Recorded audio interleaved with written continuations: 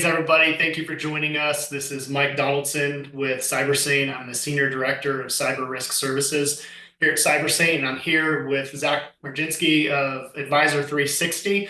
We're excited to be here with you today to talk about building an effective cyber risk management program. So before we get started, Zach, go ahead and tell us about yourself, Advisor 360, your cyber risk journey, where you've been, where you are now, and where you're headed. Sounds good. So yeah, I'll break that out a little bit because there's a lot to get through there. So I'm Zach Marginsky. I'm the manager of enterprise risk and governance here at Advisor 360, responsible for all things that I'm sure everybody on the call is very, very well aware of in the GRC space. So your risk registers, compliance initiatives, third-party risk, our insurance program, also cyber insurance program as well. I had started my career back in risk advisory consulting, transitioned out of that, went to the private sector around 2018 and landed at Advisor 360. Advisor 360 spun out of Commonwealth Financial Network, which is one of the largest private broker dealers in the country. They spun out in 2019. We are a fintech company. We're located right outside of the Boston area.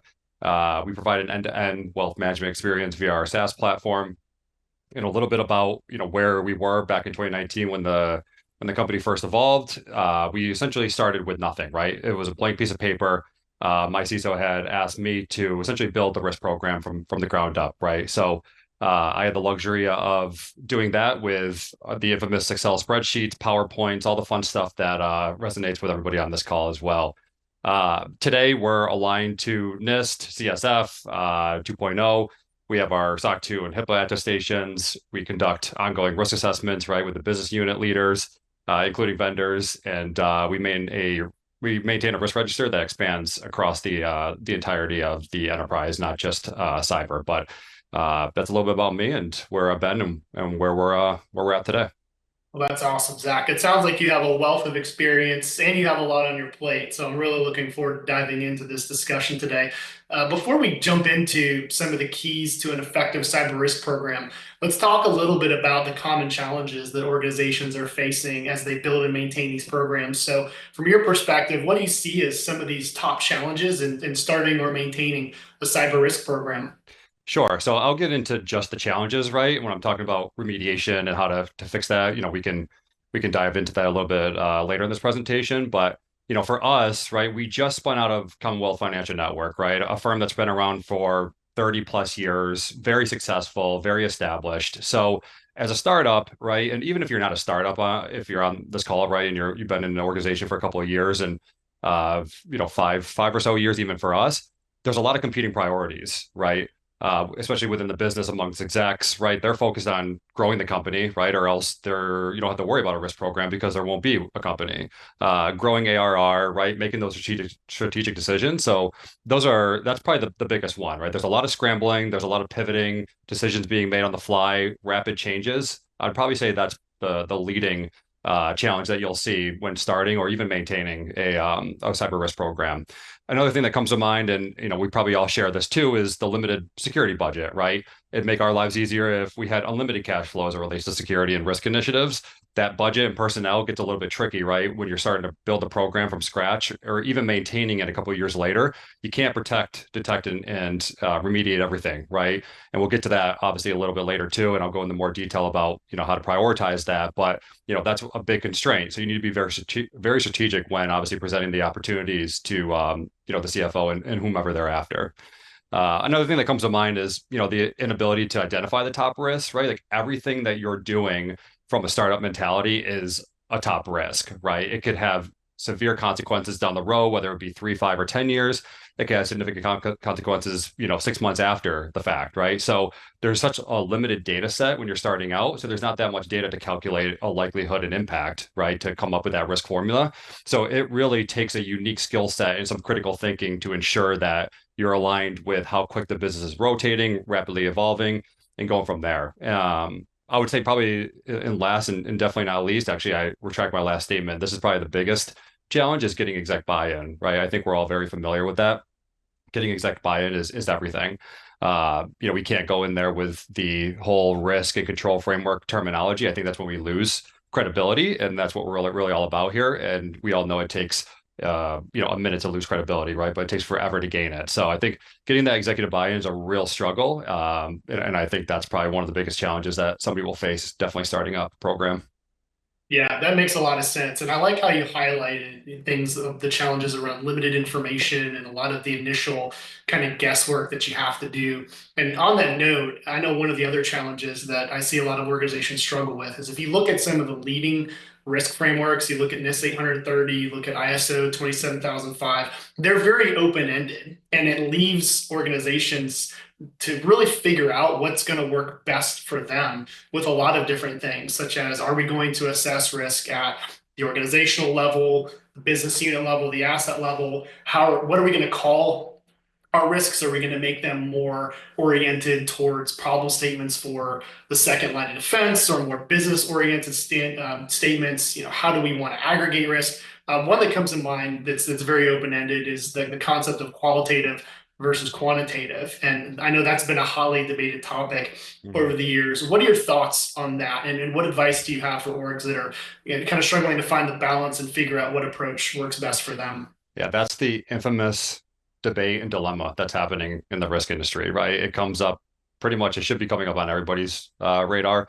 And it's the back and forth, right? We call it the ping pong match here on how to better prescribe our risks, right? That resonate a little bit more. I'll highlight the pros and cons, obviously, of each, right? So you have qualitative. It's a great approach for those that are building out a risk program, right? Such as ourselves back in 2019, we did exactly just that, right? Your traditional red, yellow, green. How it's easier for folks to understand. I think one thing I like about it is that you can grow into it from a maturity perspective, right? So there's a lot going on. You're just starting up a program. There's a million and one tasks to do. It's like I said, it's easy for folks to understand. You can point to really NIST and how they define it. I thought you brought up a good example of that too, right? There's some context behind it. So if our board or our executive team asks, "Hey, how did you come up with that?" Right? We can point back to NIST, right? Their risk management framework to say, "Hey, here's how they're defining it, right? And here's the metrics that lead up to that." I think they call it semi-quantitative, obviously, which I'll get into that in a second. But I like that kind of balance for firms that are just starting out or just on the fence of not getting to the quantitative state just yet because the confidence isn't fully there. Quantitative, on the other hand, right, much harder to implement, but it really resonates with the board, right? Like who doesn't like seeing numbers in dollars and cents in front of them?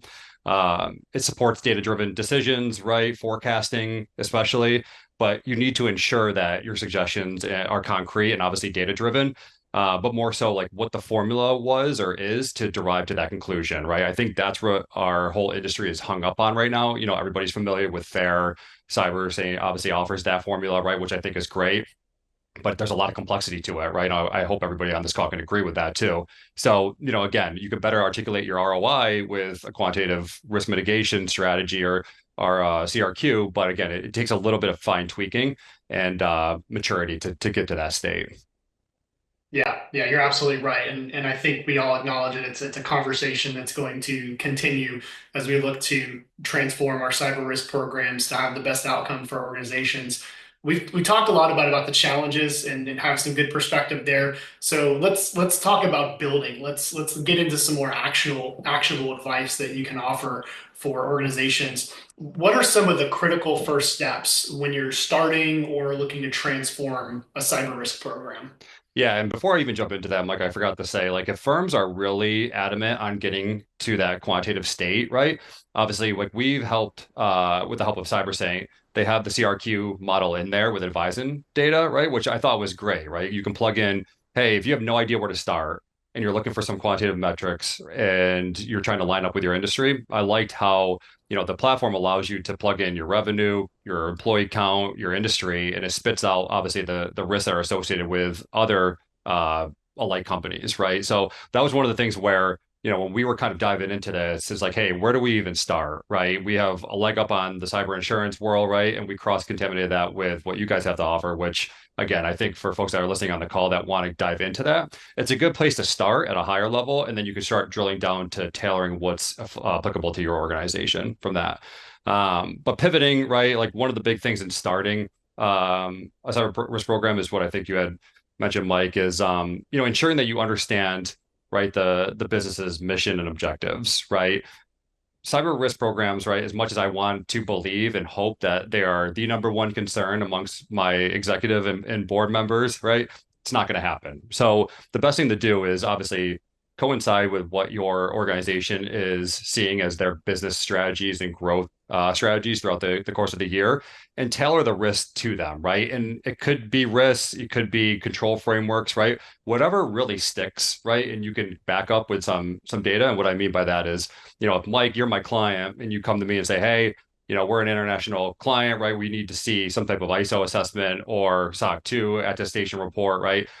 That's your in. So use that to your advantage, right? And then drive that back into the business. So if the business is saying, hey, one of our business goals is to grow ARR or gain client trust, right? You can say, hey, here are some of the things that are going to be assisting with that, right? That we could take our initiative and roll it back up into the risk, right? Instead of it just being solely focused on cyber risk and GRC and getting caught in our language, it helps drive that conversation for a better, fluent, more conversation in of itself. So yeah, I would say start there. And then again, branch off into the other components of the departments, right? So I know we're stuck on cyber risk for this presentation, but go across the entire enterprise and really dive into what the key risks and processes are there, right? I think those would probably be a couple good places to start. And like I said, it's especially when you're starting out a program, or even if you're a couple years in, whatever you're finding that sticks, right, with execs or the board, right? Like just run with it, right? Don't let perfection be the enemy in this case.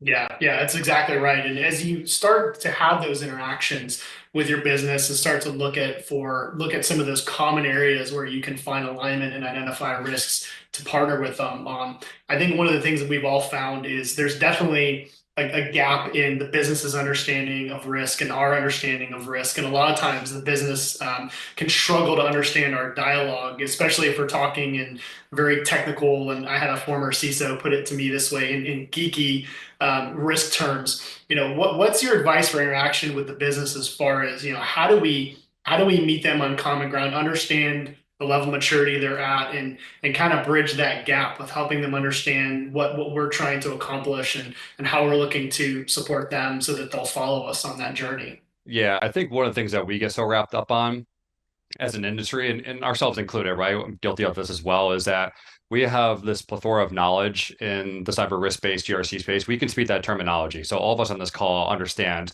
all the acronyms, right? All the risk models, the risk appetites, tolerance, you name it. But like you said, it's speaking their language and how do you interact with them so they don't shrug you off in the first 5 seconds when you're starting to babble on about, NIST or this, that, the other thing. I think displaying it in a sense of, hey, here's the cause and effect, right? Rather than the technical acumen, right? Or the risk terminology. So if you come to an example of that is, if you have a $1 billion IP for this new venture, right? We need to take certain measures to protect it, which are, XYZ, and this could cost ABC, right? Those are all things that are going to resonate with them more. I always talk about if you have PCI or HIPAA data within these databases, that's going to cost us ABC to ensure, its integrity, right? Or protection. Those are things that are just, almost bringing it up one more level so they can understand it from that perspective. I would stay away from terminology like SIM, DLP, DAST, SAS, right? Like then it just gets lost in translation. It's really like taking that internal knowledge that and then translating it to something that they can understand. Like I said, the cause and effect. The other thing is too, like just aligning your cyber goals with your business goals. We do this every year. We portray a laundry list of things that we want to set out to do, right? And then they have to tie one to one, or at least one to many with the business goals. If they don't, we don't even put them on our radar, right? Because there's no way that we're going to get any type of backing or foundational approval from that perspective, from the board perspective, in terms of, yep, you guys are clear to do this because it's going to cost us ABC. It doesn't align to our business goals. They're not gonna take us seriously. So I think if we're aligning it with those things, and again, like example could be, hey, we're missing XYZ from a control maturity perspective. This could cause us a privacy incident or a breach, right? Could disrupt operations or availability. Here are the things that we need to put in place in order to protect that, right? And then let them decide from a cost perspective.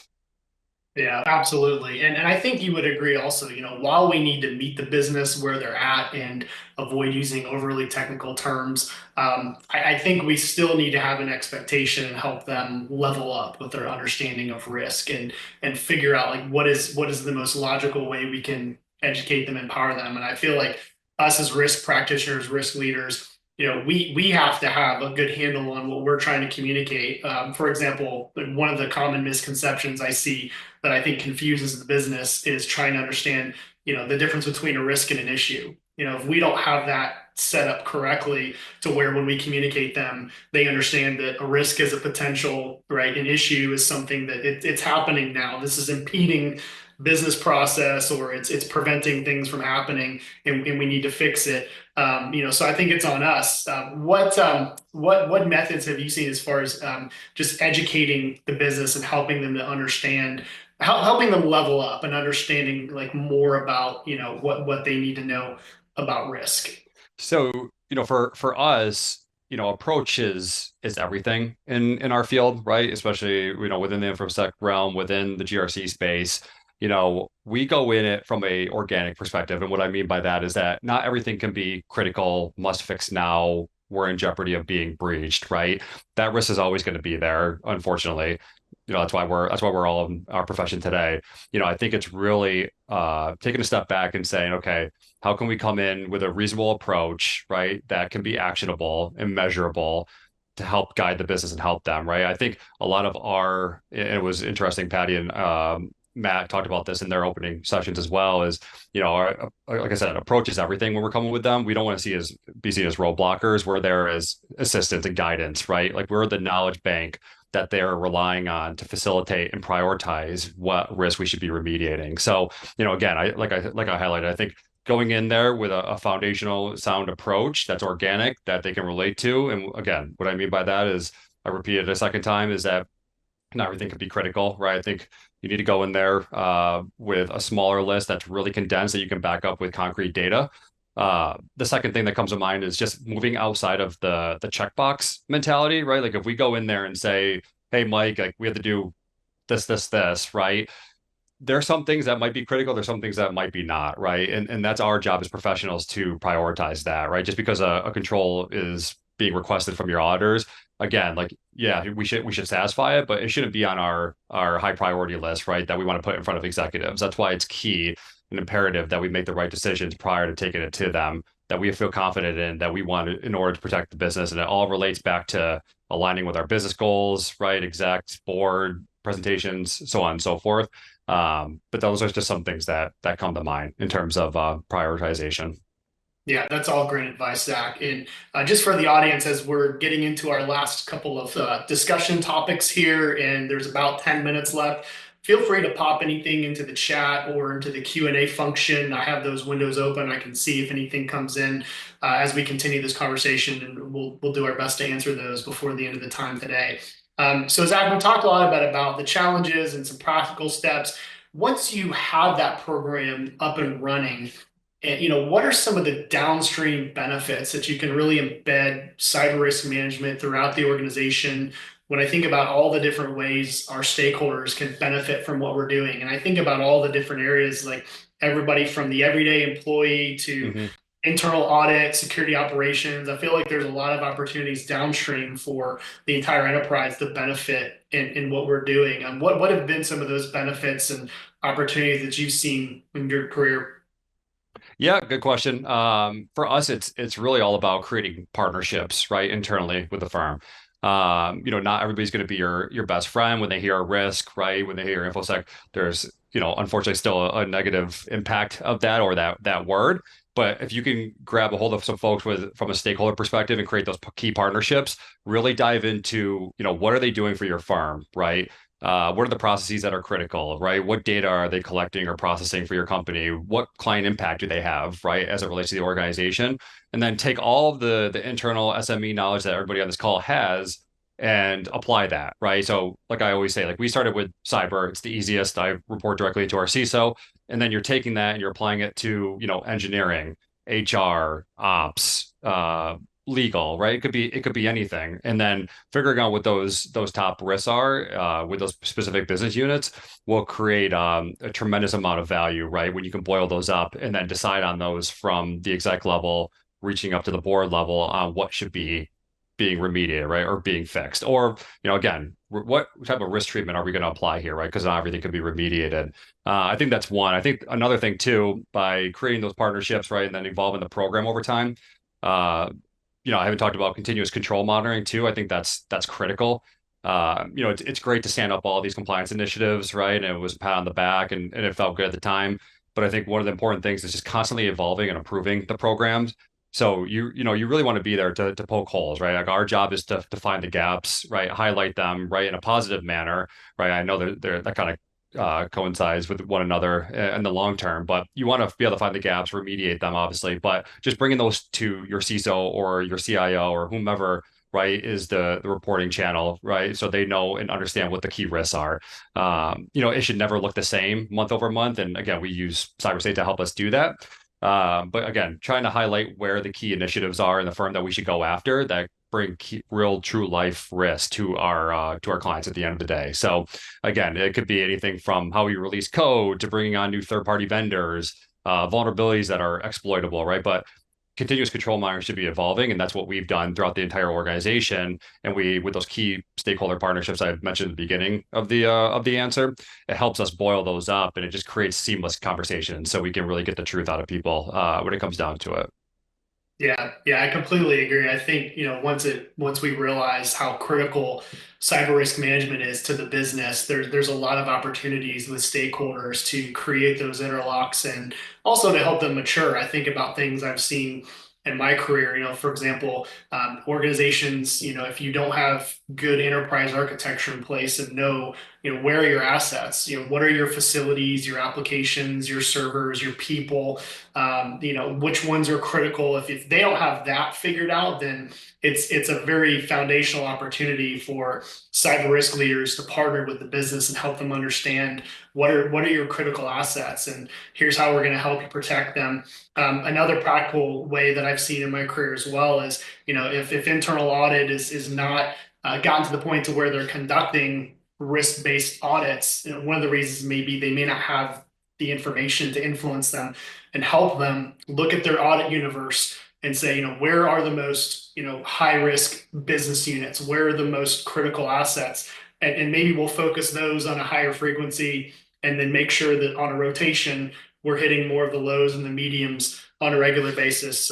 We could go on and on and on because there's so Yeah, many yeah. different ways a cyber risk program, can benefit the organization and help them mature. As we close out here, what are just some final closing thoughts that you have for the audience, and anything anecdotally, best practice, things that they can take away from today in the last couple minutes? Yeah, that's a good one. I could probably have a laundry list of items I could ramble on and on about. I think from a personal perspective, not to get frustrated, right? It's really easy to get lost in all of this. It's a tough it is a tough profession, right?